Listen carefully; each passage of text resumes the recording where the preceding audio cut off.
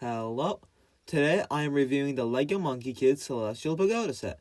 This retails for 139 USD and comes with 1,621 pieces, which on paper is great just looking at the price per piece ratio. Now, let's get on into the review. Now, as I said before in the introduction, this is set 80058 LEGO Monkey Kids Celestial Pagoda and retails for 139 USD. This set is insanely well detailed, and compared to the other free sets released in the lineup, it is leagues better. It's truly great to see LEGO Monkey Kid releasing another phenomenal location-based set. It just looks so well detailed and it's actually quite tall. I really like how the designers even put the modularity into every location-based set, even this one. You can remove the fountain on the side and a little tree as well, so you can very easily connect it up to the other modular builds as well, such as Megapolis or the City of Lanterns. It was unnecessary, but it's a good feature nevertheless.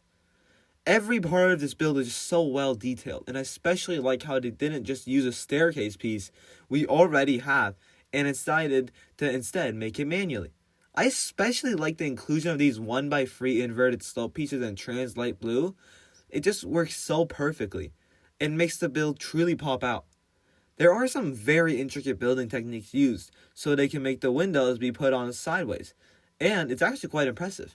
Even the rock work on the bottom is beautiful, and the entire build just looks so good. The color scheme matches well, with the tan, light blue, and light pink all just complementing each other.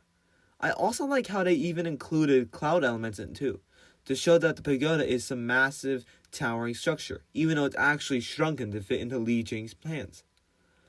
Now that we have finished looking at the exterior, it's time to look at the interior.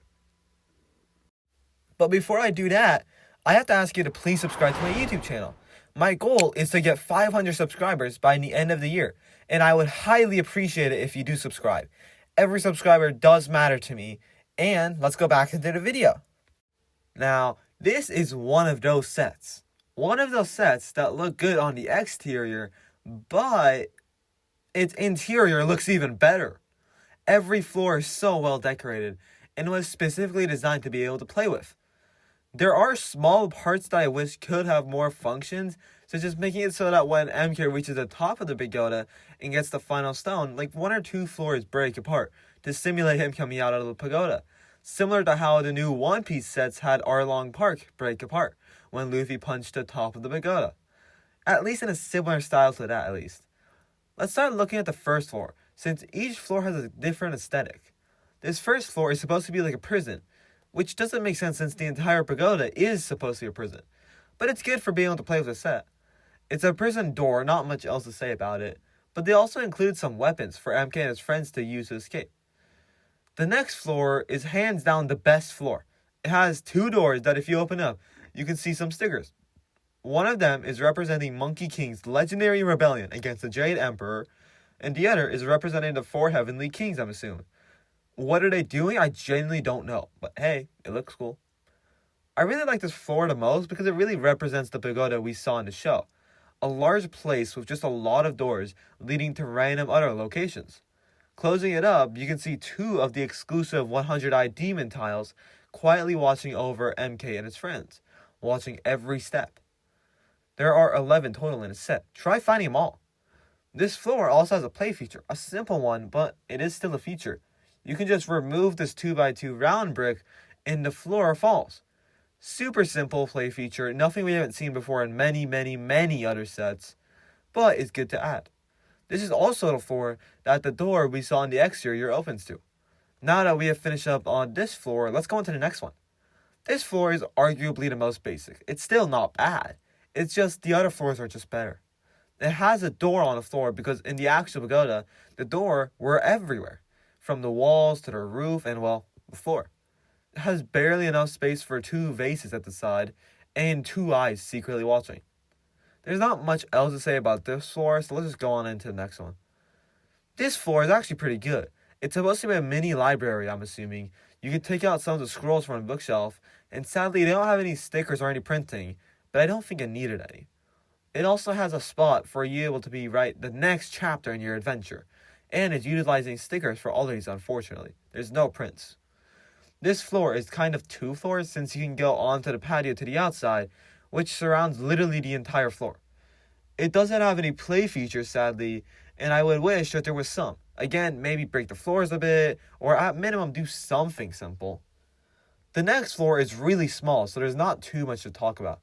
It is the throne of the 100-eyed demon, who is mysteriously not in this set. I have a couple of thoughts on this. I would have highly preferred that they maybe made the throne room 1 floor down so it has some more space, since it barely has enough room for a throne, and nothing else, except for 4 of the eyes. As a result, it's basically impossible to play with it, which is genuinely a shame. The last floor, if you can even call it that, is just this. I'm assuming you're supposed to put the yellow stone on the top of the model so you can play with it by taking the stones and delivering it to Nuwa, because they have a spot just for it. I really wish that they had a way for the actual Pagoda to fall apart when MK grabs a stone. That's what happens in the show. Also, little question. 100-eyed demon has an eye up here. Why didn't he just grab the stone for himself and just escape? That would be a crazy plot twist as well. There is one last function in this set, and that is that every floor is able to be separated. It's done in quite an impressive manner. All you have to do is just remove these connectors and it will very freely slide off. It would look like it would be very fragile and would open at any time, but it's actually quite secure. It's definitely a unique building technique, but quite a nice one. It makes it very easy for little kids to be able to play and separate the doors and play with them separately. And it's super strong too. Anyways, now that we have finished reviewing the main model, it's time to review the minifigures. There are 7 minifigures in this set, which is actually quite a bit for a $140 set. It comes with MK, Mei, Tang, Pixie, Sandy, Li Jing, since he has the actual Pagoda, and Nuwa, which is the only time we get both Li Jing and Nuwa as minifigures. This minifigure of MK is quite unique. MK, Mei, Tang, Pixie, and Sandy all share the exact same pair of leggings, so I'll only review it once. This minifigure comes with 2 exclusive prints. One for his torso, where he is wearing his Pagoda prison suit with the number 1 on it, and he also has a little mini pack on it, which is a nice little touch of detail. It's actually pretty accurate to the source material. The leggings are pretty good. There is a decent amount of leg printing showing his Pagoda outfit and him wearing his shoes. Unfortunately, this minifigure doesn't have any arm printing or printing on the sides of the legs as well. I genuinely wish that this minifigure would get some side printing since there's just so many of the pants in this copy. But it's fine. Even a small amount of leg printing would have gone a long way. The next minifigure is Mei. Now Mei has the exact same leggings, but she has a slightly changed torso. Instead of having a mini pack like MK did, she just has a little dragon pin, and the number for her is number 2, since she is MK's best friend. I honestly wish that there was a little more complex printing for her to maybe show her sword being tucked away, or really anything would be good. This minifigure isn't great, but it's most definitely not terrible. The next minifigure is Tang. Now Tang's printing on his torso is even more simple than Mei's. At least Mei had something to represent her, whereas Tang has literally nothing on it. However, it's not that bad since his scarf that he always wears blocks half the torso anyways. His number is 4. Wait. Number 4? What happened to number 3? Well, number 3 is in a different set, and that character is conveniently left out of this one. Monkie King. Was there not enough minifigure budget to be able to put him in? Oh wait, there was enough budget if you just didn't waste it all giving MK and his friends a bunch of unnecessary prints. Like, if you're buying the most expensive set in the wave, you should at least expect to get all the characters you would want. The next minifigure is Pixie. Now this is what I would expect from a Pixie minifigure from a Celestial Pagoda. He has a little bit of his belly sticking out like he does in quite a few of his other minifigure versions. He doesn't need much else printing other than that. Oh, and his number is number 5. The next minifigure is Sandy, and of all the minifigures in this set, I feel like this one is the best minifigure of the bunch. While I don't really like how he has a shirt, since in the show he's ripped right off, it's quite cool. Sandy's outfit is halfway open in the middle as if it was too small for him, which it is, and you can see his chakra beads as well. On the back, there is simply number 6 and a little string tying the chakra beads. One nice little detail that they added to him is that you can see the rip marks on his sleeves, as if he is too buff, which again, he is too buff. Every part about him is about the same. We have the same facial prints, same mohawk, same beard, and the same jumpsuit we've seen in this set as well. His accessory is a mini dumbbell just to show he's working out or something. I don't really know why they included this in the set, but to be fair, it's not like Sandy does much in the show anyways. We have finished looking at the main hero. It's time to look at the other characters. The next minifigure is a celestial pagoda wielding general, Li Jing. I must say, they went all out on this minifigure. Everything about this minifigure is exclusive, and the printing is just phenomenal. The hair is a recolor of the hair used on a 100-eyed demon, but I think it works perfectly. They didn't need to make a new mold or use another hairpiece at all. It's really accurate, and it comes with a new dual-sided head print. One to show his eyes closed and the other open. It's definitely an interesting choice of head prints, but it's not like Li Jing's face was particularly expressive during the show. He also comes with a shoulder armor, seen in a couple of other sets too, and a red cape. Now this torso is super well designed. It's extremely accurate to this one seen at the end of the show and represents him in his battle outfit. It is super well designed. You can see the pearl gold printing on it, and it just works so well. And the leggings are just as good, if not better.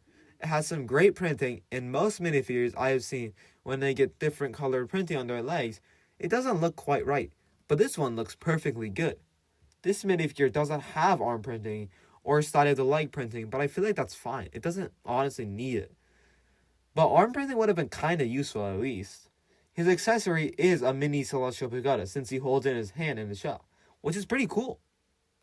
The final minifigure is Nuwa. Now, she comes with all 5 of the collectible stones you can get in the wave, and she's probably one of the most decorated minifigures in this entire theme.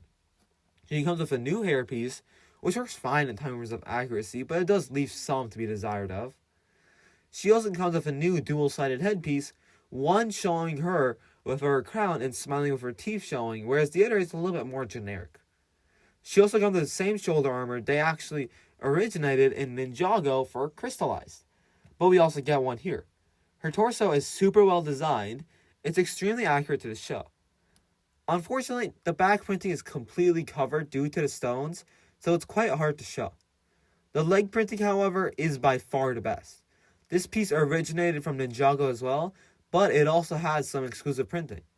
Now, a lot of minifigures have a very obvious piece transition from the torso to the legs, but this minifigure does not at all. It is covered up really well, and is barely noticeable as a result. The actual printing is also quite good. This minifigure doesn't come with any arm printing, but I think it's actually better that it didn't, as it then would feel a little bit more overcomplicated for a Lego minifigure. As I said before, this minifigure comes with all 5 of the collectible stones, so you could remove the yellow stone and put it at the top of the pagoda, as a way to be able to play with the set. Now that we have finished reviewing the minifigures, let's talk about the pricing. This set retails for $140 USD for 1,621 pieces, which on paper is pretty good. However, price per piece isn't everything. But this set is quite a good deal.